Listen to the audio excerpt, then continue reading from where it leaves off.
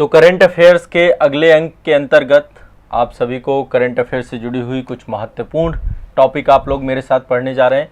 Pen कागज़ निकाल लीजिए, जो जो पॉइंट बताता जाऊँ उसे करते जाइए। देखिए, एक मैगज़ीन है आपकी टाइम्स मैगज़ीन, और ये हर वर्ष जो है पिछले वर्ष से जुड़े हुए जो प्रभावशाली लोग होते हैं उनकी सूची जारी करती है। तो टाइम्स मैगज़ीन के द्वारा टाइम 100 के नाम से सर्वाधिक प्रभावशाली लोगों की 2023 की सूची जारी की गई थी। ये सूची जारी हुई थी 13 अप्रैल को। 13 अप्रैल को टाइम 100 मोस्ट जो इन्फ्लुएंसर, मतलब जो सबसे ज़्यादा प्रभावशाली व्यक्ति रहे हैं, तो कई कैटेगरी में देखिए, जो सबसे प्रभावशाली लोग हैं वो कई कैटेगरी में हो सकते हैं। तो 6 श्रेणियों में इन्होंने बांटा है, और 6 श्रेणियों में काफ़ी सारे लोग हैं इसमें। जैसे कि मैं आपको यहाँ पे श्रेणियाँ लिख रहा हूँ। 6 श्रेणियाँ टोटल टाइम्स मैगज़ीन के द्वारा बांटी गई हैं। पहली श्रेणी कलाकारों की है, आर्टिस्ट की है। कलाकार, आर्टिस्ट में सबसे ज़्यादा प्रभावशाली कौन रहा है, ठीक है। दूसरी श्रेणी आपकी इनोवेटर्स की है। बहुत सारे लोग इनोवेटर्स होते हैं जो कि सोसाइटी और समाज में प्रवर्तन का काम करते हैं, कुछ नई चीज़ें लेकर के आते हैं। तो दूसरी है प्रवर्तक की, हम इनको बोलते हैं इनोवेटर। तीसरी श्रेणी इन्होंने बनाई है वो है असाधारण व्यक्ति की। ये सब नोट करना है, अपने साथ लिखना भी है, और अभी मैं लिखवाऊंगा किसमें कौन कौन से हैं। असाधारण व्यक्ति, आप लोग भी असाधारण व्यक्ति बनना चाहते हो ना, तो मेहनत करनी पड़ेगी, ठीक है, पढ़ाई करनी पड़ेगी। पढ़ाई से ही असाधारण बन जाओगे। महात्मा गांधी जी इंग्लैंड से पढ़ के आए थे, और उनके कार्य असाधारण। व्यक्ति असाधारण नहीं होता, काम असाधारण होते हैं, ठीक है। आप अपने काम से जाने जाएंगे, आप अपने काम से जाने जाएंगे, ध्यान रखिएगा। असाधारण व्यक्ति, आपका नाम का कोई महत्व नहीं है, आपका काम का महत्व है, आपका काम कितना अच्छा है, ठीक है। इसके बाद चौथी श्रेणी आपकी है नेता की। नेता की, लीडर्स जो होते हैं, इंटरनेशनल लीडर्स हैं। इसके बाद एक श्रेणी है आइकॉन की, आइकॉन। और छठवीं श्रेणी है मार्गदर्शक की, ठीक है। टोटल 6 श्रेणियां बनाई गई हैं, और 6 श्रेणियों में कौन नंबर 1 पे है, किसका किसका नाम है। 100 के 100 लोगों का नाम तो मैं नहीं बताऊंगा, पर मैं मुख्य बता दूंगा, ठीक है। तो कलाकार श्रेणी में मैक्सिकन अमेरिकन अभिनेत्री है जिसका नाम है सलमा हायेक। सलमा हायेक, ठीक है, सलमा हायेक है। और अमेरिकी अभिनेत्री है Drew Barrymore. Drew Barrymore, Drew Barrymore, ठीक है। ये आपके कलाकार श्रेणी में आती है, आर्टिस्ट श्रेणी में आती है। तो एक तो इसका नाम है, और इसमें टोटल 19 व्यक्ति और शामिल हैं, ठीक है। बट हमें इसकी जानने की जरूरत नहीं है, 2 ये मैंने महत्वपूर्ण बता दिए। इनोवेटर्स में कौन है आपका, एक फुटबॉलर हैं जिनका नाम है किलियन एम्बापे। किलियन, प्रवर्तक में है आपके किलियन एम्बापे, ये आपके प्रवर्तक श्रेणी में है, इनोवेटर श्रेणी में है। और दूसरे आपके ईगा स्वीटेक हैं, ईगा स्वीटेक हैं। ये आपके जो है प्रवर्तक श्रेणी के 2 हैं। ये पोलैंड के टेनिस खिलाड़ी हैं। आप लिख लीजिएगा, देखो जब कभी इनके नाम होते हैं ना, तो ये टेक, ये आपके फिर इम्पोर्टेंट हो जाते हैं। ये पोलैंड के टेनिस खिलाड़ी हैं, और किलियन एम्बापे आपके फ्रेंच फुटबॉलर हैं, ठीक है, फुटबॉलर हैं, ध्यान रखिएगा। यदि असाधारण व्यक्तित्व की बात करें, ये किसी न किसी रूप में पूछ लेता है, तो असाधारण में भारतीय भी हैं। भारतीय मूल की अमेरिकी लेखिका हैं जिनका नाम है लक्ष्मी, पदम लक्ष्मी नाम है इनका, पदम लक्ष्मी। ये भारतीय मूल की हैं और ये अमेरिका में रहती हैं, वहाँ पे ये राइटर हैं, पदम लक्ष्मी। असाधारण श्रेणी में इनका नाम आया है। इसके बाद अभिनेत्री मॉडल हैं वहाँ पर, ठीक है। ये मतलब काफ़ी सारे अभिनेत्री मॉडल भी हैं, टेलीविज़न होस्ट भी हैं, भारतीय मूल की अमेरिकी लेखिका हैं, सारी चीज़ें आती हैं। इसके बाद एलन मस्क हैं आपके, एलन मस्क। असाधारण में आपके एलन मस्क भी आते हैं। ये स्पेसएक्स के संस्थापक हैं, जो ट्विटर है अब x.com हो चुका है, उसके CEO भी हैं आपके।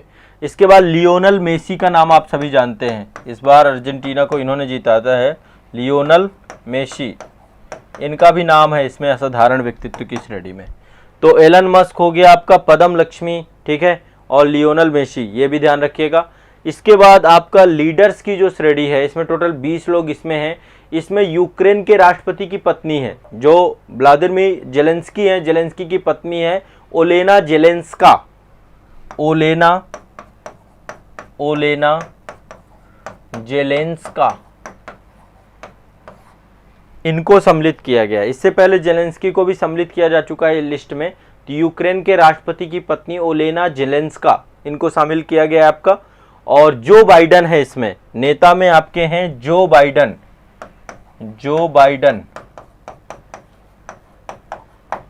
ठीक है, दूसरे लीडर हैं आपके जो बाइडन, अमेरिकी राष्ट्रपति आप सभी जानते हैं।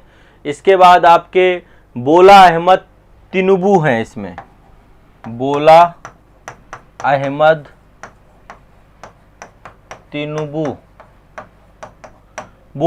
तिनुबू जो है ये आपके नाइजीरिया के अभी राष्ट्रपति चुने गए हैं, उनको भी जोड़ा गया है। और जैनेट एलन है अमेरिका की वित्त मंत्री, अभी काफ़ी चर्चा में थी जब G20 शिखर सम्मेलन था। जैनेट हेलन, ठीक है, एलन, ये आपकी अमेरिकी वित्त मंत्री, फाइनेंस मिनिस्ट्री है, लीडर श्रेणी में है। अब इसके बाद अगली श्रेणी आइकॉन श्रेणी, इसमें टोटल 15 लोग हैं और इसमें शाहरुख खान भी सम्मिलित हैं, भारतीय शाहरुख खान। अभी जवान मूवी आई है, आप लोगों ने जवान देखी है क्या? मतलब मूवी का शौक हो तभी मैं बोल रहा हूँ। जवान एक बहुत अच्छी मूवी है जिसमें बहुत सारे मुद्दे उठाए गए हैं। एक मूवी मुझे अच्छी लगी थी मदारी, कभी आप लोग मदारी देखिएगा, मदारी भी बहुत अच्छी मूवी है। उसमें इंडिया के पॉलिटिकल करप्शन को दिखाया गया कि किस तरीके से करप्शन होता है, बड़े बड़े ब्रिज बनते हैं और फिर गिर जाते हैं। तो उसमें वो एक माध्यम चुनता है, उसका बेटा मर जाता है, फिर उसके बाद इरफान खान जो है उसमें अपने न्याय और जस्टिस के लिए लड़ाई लड़ता है। ऐसी जवान भी आई है। जवान में थोड़ा सा कॉन्सेप्ट अलग है। शाहरुख खान जो है जेलर होता है एक जेल में, और वहाँ पे काफ़ी सारे सहयोग, कई लोगों को सहयोग बना करके, तरीका तो इलीगल ही होता है लेकिन अब उस माध्यम से वो देश के करप्शन को उजागर करता है। चाहे वो हेल्थ सेक्टर हो, है ना, स्वास्थ्य क्षेत्र की समस्याएं हो, चाहे एग्रीकल्चर में किसानों की समस्याएं हो, कई सारी प्रॉब्लम्स को दिखाता है। लेकिन अब वो तो फिल्मांकन है, लेकिन देखा जाए ओवरऑल ऐसी सच्चाई है हमारे देश की, हर क्षेत्र में करप्शन है और बड़ा बुरा हाल है। ठीक है, तो ये मूवी आपकी बहुत अच्छी है जवान, इस समय जो आई हुई है, आप लोगों ने कुछ ने देख भी ली होगी। ये देखिए आधे निकल आए। मदारी तो बहुत अच्छी है, मदारी लाइक इरफान खान है उसमें शायद, है ना।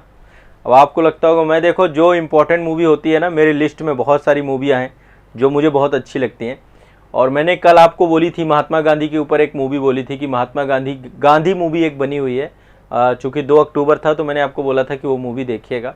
बाकी मैं आपको कुछ हिस्टोरिकल मूवियों की एक लिस्ट दे के जाऊँगा, हो सकता है आप लोगों ने देखी भी हो काफ़ी सारी मूवी, बट ओवरऑल मैं आपको कभी 5-5 मूवियों की लिस्ट दिया करूँगा। कभी यदि आपको मूवियों का शौक़ है तो संडे को टाइम निकाल सकते हैं, बैठिए आराम से, यूट्यूब में मिल जाएंगी, या फिर अब तो इतने सारे OTT प्लेटफॉर्म आ गए, वहाँ पे देखिए, थोड़ा सा दिमाग भी रिफ़्रेश हो जाता है और जो फिल्मांकन के माध्यम से बहुत सारे प्रोस्पेक्टिव डेवलप होते हैं।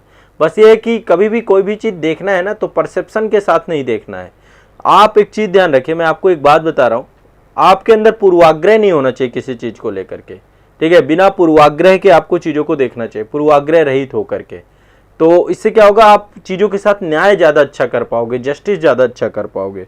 पूर्वाग्रह न्याय और जस्टिस में बाधा बन जाते हैं। ठीक है, इसके बाद 6वीं श्रेणी है मार्गदर्शक की। तो मार्गदर्शक में इसमें भी एक भारतीय निर्देशक है, फिल्म निर्देशक SS राजामौली, ये इसमें है SS राजामौली। बाकी होंगे पर भारतीय हैं तो इसलिए मैं इनको यहाँ पे ले रहा हूँ। इनको मार्गदर्शक श्रेणी में रखा गया। आपको पता है RRR अभी मूवी आई थी, शानदार जबरदस्त जिंदाबाद, ऑस्कर जीत के आई, है ना। और इसके पहले बाहुबली जो आई थी, बाहुबली भी SS राजामौली की मूवी है, सबसे शानदार डायरेक्टर में से एक हैं आपके ये। तो ये आपके कुछ प्रमुख, ये ठीक है, ध्यान रखिएगा, ये लिस्ट है टाइम्स 100 में प्रमुख लोगों की, आप इनको याद रखिएगा। क्लियर है सभी को? टाइम्स 100 2023। देखो अब अगली है आपकी खबर नाटो से। नाटो अपना विस्तार कर रहा है, आप सभी जानते हैं, यूक्रेन अभी लड़ रहा है नाटो में जुड़ने के लिए। ये कौन है? विष्णुदेव कुमार जी कह रहे हैं सर बिहार पुलिस का एग्ज़ाम 1 अक्टूबर को था, क्वेश्चन आउट हो गया है और बिहार में प्रॉब्लम कब तक बंद होगा? देखो अभी BPSC ने तो बहुत सकारात्मक कदम उठाए थे और उसका परिणाम भी अच्छा मिला, लेकिन एटलीस्ट अभी भी बिहार में एक ऐसा गिरोह है जो बच्चों के भविष्य के साथ खिलवाड़ करना चाहता है, जो चाहता है कि किस तरीके से जो है व्यवस्था को ख़त्म कर दिया जाए। और ये ऐसे लोग हैं जिनको राजनीतिक संरक्षण भी प्राप्त है। आपको क्या लगता है, जब मुझे याद है जब 67वीं बीपीएससी परीक्षा आउट हुआ था आपका पेपर, उसके बाद क्या स्थिति बन गई थी। सब राजनीतिक संरक्षण प्राप्त लोग हैं, बड़े बड़े पदों पे बैठे लोग हैं, और ये तो देखिए राजनीति ही तय करेगी कि कब तक ये खेल चलता रहेगा। छात्रों देखो, आप सबको ना, मतलब मैं आपको सही बताऊं, ये सच्चाई भी है कि छात्र जो है ना, छात्र को प्राथमिकता नहीं दी जाती है। सबको लगता है ठीक है, तो कई जगहों पे ये कंडीशंस हैं स्टेट में, जिसमें से बिहार की ही केवल स्थिति खराब नहीं है। मैं केवल कहूँ कि बिहार की स्थिति खराब है। अभी सीजीपीएससी का रिजल्ट आया था, और सोचिए बच्चों को और संस्थानों को बोलने तक से डर लग रहा है, क्योंकि सीजीपीएससी तुरंत नोटिफिकेशन भेज देता है। वो इतना ज़्यादा कि भैया काहे कितना भी गलत कर लें हमारी चलेगी, आप कौन होते हो, है ना, आप तो हमें बदनाम कर रहे हो। मतलब गलत भी आप करें। अभी हाई कोर्ट में जब गए तब हाई कोर्ट ने 18 लोगों को वहाँ पे डिटेन किया कि भैया इनकी अभी जो है इनको आप अभी पद से और कोई भी उसकी जांच होगी प्रॉपर। तो यहाँ पे तो ये हालत है। झारखंड की तो इतनी बुरी हालत है कि कई बार मुझे झारखंड के बच्चों से बात होती है ना, तो उनका दर्द जब मैं सुनता हूँ बैठ करके कि अच्छा क्या चल रहा है, तो कई सारे स्टेट में स्थिति खराब है। लेकिन हाँ, बीपीएससी ने सुधार किया है, नो डाउट। अतुल प्रसाद जी का मतलब आप जितना भी दिल से धन्यवाद कर सकते हो। सोचिए बैक टू बैक 67वीं 68वीं 69वीं, कितनी एक साल के अंदर 2-2 3-3 परीक्षाएं ले लेना। अभी रिजल्ट फंसे हुए हैं, अभी 67वीं का इंटरव्यू चलेगा, फिर इसके बाद अभी आपका जो है एक, मैं सोच रहा हूँ आप लोगों के लिए इंटरव्यू सेशन लेकर के आऊँ, मतलब बच्चों के लिए ना। अब इंटरव्यू सेशन भी मेरे मन में चल रहा है कि सैटरडे को समय मिल जाए या कुछ भी, तो मैं आप लोगों के लिए इंटरव्यू के लिए भी कुछ प्लान करूँ।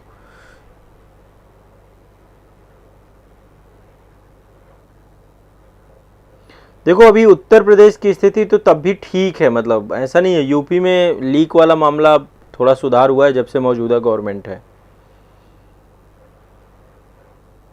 चंदन कुमार जी कह रहे हैं सर झारखंड में एग्ज़ाम होता है और फिर कैंसिल कर दिया जाता है। हाँ है बेटा, ये सब सबसे देखो मैं वाकिफ़ हूँ, लेकिन हम कर कुछ नहीं सकते। हमारे हाथ में सिर्फ एक ही चीज़ है, मेहनत और पढ़ाई। ठीक है, बाकी आप सोचें कि आप कुछ कर सकते हैं, बहुत कठिन है मामला। ये सिस्टम ऊपर से ही चेंज होगा। ठीक है, जब सिस्टम ऊपर से चेंज होगा, मतलब आप सोच लें कि नीचे किसी को सुधार करके आप नहीं सही कर सकते सिस्टम को। सिस्टम बहुत कलेक्टिव रिस्पॉन्सिबिलिटी होती है, और ऊपर के लोग जब तक सही नहीं होंगे, मंत्री लेवल पे लोग अच्छे नहीं होंगे, सीएम लेवल पे लोग अच्छे नहीं होंगे, तब तक जो है प्रदेश का विकास नहीं हो सकता, चाहे कोई भी प्रदेश हो। ठीक है, क्योंकि जब वहाँ से आदेश होंगे, ऑर्डर होंगे, कार्रवाई होगी, फिर आप किसकी बस की बात है कि वो भ्रष्टाचार और करप्शन करे। यहाँ यदि सबका हिस्सा बंधा रहेगा तब तो फिर कभी भी देश में ये चीज़ें आम हो जाएंगी। तो अभी बिहार में जो है कहीं ना कहीं पे इस चीज़ को राजनेताओं को सोचना चाहिए, समझना चाहिए कि बच्चों के भविष्य के साथ खिलवाड़ ना हो तो ज़्यादा अच्छा है। देखो ये खबर बहुत मतलब आम है, काफ़ी टाइम पहले आपने सुना होगा। नाटो के बारे में आप सभी जानते हैं, नॉर्थ अटलांटिक ट्रीटी ऑर्गेनाइजेशन। इससे अभी यूपीएससी मेंस में क्वेश्चन आया था, यूपीपीसीएस में भी क्वेश्चन पूछा गया था। ये एक राजनीतिक सैन्य संगठन है, पॉलिटिकल मिलिट्री अलायंस है, और इस अलायंस को सामूहिक सुरक्षा के कॉन्सेप्ट पे बनाया गया था जब कोल्ड वार चल रहा था। ठीक है, तो इसमें यूरोप और उत्तरी अमेरिका के 31 देश शामिल हैं टोटल। ठीक है, कितने शामिल हैं? 31 देश। 4 अप्रैल 1949 को उत्तरी अटलांटिक संधि, नॉर्थ अटलांटिक ट्रीटी पर साइन हुए थे और नाटो की आधारशिला रखी गई थी। इसको वाशिंगटन संधि के तहत भी, इसको वाशिंगटन संधि भी कहा जाता है, क्योंकि वाशिंगटन में ही ये संधि आपकी ऑपरेट हुई थी। तो अब धीरे धीरे ये क्या कर रहा है, ये धीरे धीरे अपना विस्तार करता जा रहा है। नाटो क्या कर रहा है, अपना धीरे धीरे विस्तार भी करता जा रहा है। तो अभी हाल ही में एक नए देश के तौर पे फिनलैंड भी जुड़ चुका है, नवीनतम 31वां देश बन चुका है, और रूस के साथ ये भी सीमा साझा करता है। रूस ने इसको भी धमकी दी थी कि भाई, पहले देखो ये रसिया फेडरेशन का ही हिस्सा हुआ करता था जब सोवियत संघ हुआ करता था, बाद कालांतर में अलग हो गया। तो अभी इन्होंने फिनलैंड को भी, अब रसिया को चारों तरफ से घेर रहे हैं। अब देखिए रूस की क्यों, मतलब रूस क्यों इतना ज्यादा मतलब एक्शन लेने के लिए तैयार हो गया। यदि यूक्रेन भी हिस्सा बन जाएगा तो सोचिए कितनी बुरी हालत हो जाएगी। अब केवल यूक्रेन तक बात सही हो तो ठीक है, अजरबैजान, जॉर्जिया, आर्मेनिया, इन सब को जो है ये अपना हिस्सा बनाना चाहते हैं। तो आग तो ये लगा रहे हैं नाटो वाले जितने भी हैं। तो एक तो ध्यान रखिएगा, एक ये है। इससे पहले जो है उत्तरी मैसिडोनिया ये बना था आपका, 30वां सदस्य देश आपका बना था उत्तरी मैसिडोनिया। सभी बच्चे एक बार सेशन को लाइक कर दें, ठीक है, एक बार सेशन को लाइक जरूर कर दीजिएगा। इससे पहले उत्तरी मैसिडोनिया 30वां स्टेट बना था आपका, और नाटो का 31वां सदस्य कौन बना है? फिनलैंड बना है। ध्यान रखिएगा, इसका जो मुख्यालय है नाटो का ब्रुसेल्स में है। ब्रुसेल्स पड़ता है बेल्जियम में, तो ब्रुसेल्स में इसका मुख्यालय है, ठीक है, ब्रुसेल्स में इसका मुख्यालय है नाटो का, बेल्जियम में इसका मुख्यालय है, ध्यान रखिएगा, ठीक है। तो फिनलैंड नाटो का सदस्य बन चुका है, ऑफिशियली 31 सदस्य हो चुका है। और जो है अभी स्वीडन को भी आमंत्रित किया गया है कि स्वीडन भी आए और नाटो का सदस्य बने। तो हो सकता है कि जल्द ही स्वीडन भी आपको नाटो का सदस्य बनता हुआ दिखे। अभी जो आपका यूक्रेन है, यूक्रेन ने भी अप्लाई कर दिया है। मतलब आने वाला समय जो आपका होगा, जल्द ही नाटो की सदस्यता में कई सारे देशों ने और आकांक्षा की है। जैसे बोस्निया हर्जेगोविना है आपका, बाल्कन कंट्रीज में आता है, बोस्निया हर्जेगोविना, जॉर्जिया, स्वीडन और यूक्रेन, है ना। ये 4 स्टेट और आपके जो है अप्लाई कर चुके हैं कि हमें भी नाटो की सदस्यता दी जाए। और यूक्रेन, इसी कारण से अभी युद्ध चालू हुआ था रूस यूक्रेन के बीच में, और कंडीशंस अभी भी बुरी बनी हुई हैं। तो फिनलैंड आपका 31वां देश बन चुका है, ध्यान रखिएगा। 4 नए देश लिस्ट में है, लाइन में है, बोस्निया हर्जेगोविना, जॉर्जिया, स्वीडन और यूक्रेन। क्लियर है, स्पष्ट है सभी को? कोई दिक्कत नहीं है, सिंपल सा मामला था। चलिए आगे बढ़ते हैं, नेक्स्ट अगला करंट अफेयर्स है। अब एक सूचकांक देख लेते हैं आपका। अगला सूचकांक है आपका वर्ल्ड हैप्पीनेस रिपोर्ट 2023, ये आ चुकी है। हाँ, ब्रुसेल्स बेल्जियम में है, ठीक है। और जो बच्चे पहली बार आए हैं, फर्स्ट टाइम क्लास कर रहे हैं, देखिए ये क्लास आपकी रेगुलर 5:30 बजे स्टार्ट हो जाती है। 5:30 बजे आप आ जाइए करिए, और 5:30 बजे से सेशन आपका ज़्यादा नहीं, देखो मैं बहुत ज़्यादा नहीं, 5 टॉपिक आपको लेकर के चल रहा हूँ, और इत्मीनान से ये लाइव सेशन में आप जुड़ करके पढ़ सकते हैं। Monday to Friday regular class आपकी रहती है, और इस क्लास से आप बहुत कुछ सीखेंगे, ठीक है। ये क्लास बस सुबह जगना भी आपका हो जाएगा, आप पढ़ के भी जाएंगे, और फिर पूरे दिन पढ़ाई करिए आप, ठीक है। चलिए, इसके बाद है आपकी विश्व प्रसन्नता रिपोर्ट 2023। ये आपका जो है करंट अफेयर्स का सबसे स्मार्ट सोल्यूशन है, और इसमें मैं पूरा 1.5 से 2 साल का करंट अफेयर्स आपका कवर कराता हूँ। तो 2023 की ये रिपोर्ट आ चुकी है, वर्ल्ड हैप्पीनेस रिपोर्ट, ठीक है। और ये जो है आपका सबसे पहली बार 2012 में जो है आई थी। इसको जारी कौन करता है विश्व प्रसन्नता रिपोर्ट को? इसका प्रकाशन करता है संयुक्त राष्ट्र पोषणीय विकास समाधान नेटवर्क, UNSDSN, इसके द्वारा जारी किया जाता है। UNSDSN, यूनाइटेड नेशन के द्वारा बहुत सारे जो है आपके रिपोर्ट्स आती हैं, तो ध्यान रखिएगा।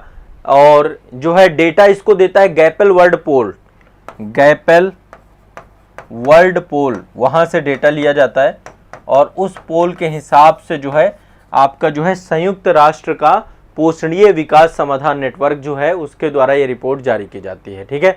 अब ये रिपोर्ट में क्या क्या किया गया, ठीक है, इस रिपोर्ट का ये 11वां संस्करण है। टोटल पैरामीटर्स होते हैं कई सारे, जैसे कि GDP पर कैपिटा इनकम कितनी है किसी भी देश की, वहाँ पे सामाजिक अवलंबन कैसा है, स्वास्थ्य कैसा है, जीवन प्रत्याशा कैसी है, जीवन विकल्प चुनने की स्वतंत्रता कितनी है, उदारता कितनी है, भ्रष्टाचार की स्थिति क्या है, ये सारी चीज़ें देखी जाती हैं। और टोटल इसमें 137 देशों को इस बार रैंक प्रदान की गई है। नंबर 1 पे देखिए यही है जो अभी नाटो का सदस्य बना है, फिनलैंड। आप सोचिए बहुत बड़ी चीज़ होती है नंबर 1 पे होना, यानी कि स्थिति बहुत अच्छी है। फिनलैंड नंबर 1 पे है, नंबर 2 पे डेनमार्क है। ये देखिए ध्यान रखिएगा, ये बहुत इंपॉर्टेंट रिपोर्ट होती है, हर बार पूछी जरूर जाती है। नेक्स्ट है आपका डेनमार्क, ठीक है। तीसरे नंबर पे चलते हैं, तीसरे नंबर पे है आपका आइसलैंड। तीसरी रिपोर्ट है आपकी आइसलैंड, आइसलैंड, ठीक है। पहला फिनलैंड है, डेनमार्क है, आइसलैंड है, ठीक है। फिनलैंड है, डेनमार्क है, आइसलैंड है। इसके बाद इजराइल और नीदरलैंड की है, ठीक है। और इसके बाद सबसे लास्ट में अफगानिस्तान है। अब सोचिए कितनी बुरी हालत होगी अफगानिस्तान की। भारत की भी हालत अच्छी नहीं है, 137 देशों में 126वें नंबर पे हैं हम। भारत का स्थान 126 है। टॉप 3 में आपके ये हैं, फिनलैंड, डेनमार्क, आइसलैंड। ये याद कर लीजिए, भारत की स्थिति बहुत बुरी है। पिछले साल से थोड़ा बेटर है, पिछली बार हम 136वें नंबर पे थे, इस बार 126वें नंबर पे हैं, ठीक है। तो भारत की स्थिति भी खराब है खूब सारी, ठीक है, ध्यान रखिएगा इस बात को। 126वें नंबर पे हैं। गुड मॉर्निंग सभी को। ठीक है, चलिए आगे चलते हैं। नेक्स्ट अगला सेशन आपका जो है, अगला सेशन ये वर्ल्ड हैप्पीनेस इंडेक्स 2023 हो गया, बहुत बढ़िया। आगे चलते देखिए, ये आपका एक रोबोट है। अब आपको पता है, मैं हमेशा कहता हूं कि आने वाला भविष्य आपका रोबोट का है, और रोबोट आने वाला है, मतलब आपके कामों को रिप्लेस करने वाला एक ऐसा मशीन डेवलप हो चुकी है, हर क्षेत्र में आ चुकी है। तो विश्व का पहला मैला ढोने वाला रोबोट आ चुका है, जिसका नाम है वेंडिकूट। इसका नाम क्या है? वेंडिकूट। वेंडिकूट, ये विश्व का पहला मैला ढोने वाला रोबोट बनाया गया है, वेंडिकूट। कुछ इस तरीके से काम करता है सीवेज वगैरह में। जैसे मान लीजिए सीवेज है ना, तो वेंडिकूट के माध्यम से जो है मैला को साफ करने का काम ये करता है रोबोट। ठीक है, तो फरवरी 2023 में केरल सरकार ने विश्व के सबसे पहले मैला ढोने वाले रिपोर्ट वेंडिकूट को कहा है अनावरण किया। किसके द्वारा किया गया है? केरला गवर्नमेंट के द्वारा, केरल सरकार के द्वारा। केरल ने विश्व का पहला मैला ढोने वाला रोबोट वेंडिकूट को क्या किया है इसको। तो ये क्या करता है, केरल में जितने भी सीवेज मेन होल होते हैं उनके सफाई के लिए रोबोटिक्स तकनीकी का उपयोग करना प्रारंभ कर दिया गया है। और इस हिसाब से केरल भारत का पहला राज्य बन गया है जो रोबोटिक तकनीकी के माध्यम से देश में जो है सीवेज की सफाई कर रहा है। ठीक है, और इसका विकास किसके किया गया है? जेनरोबिक्स एक कंपनी है, जेनरोबिक्स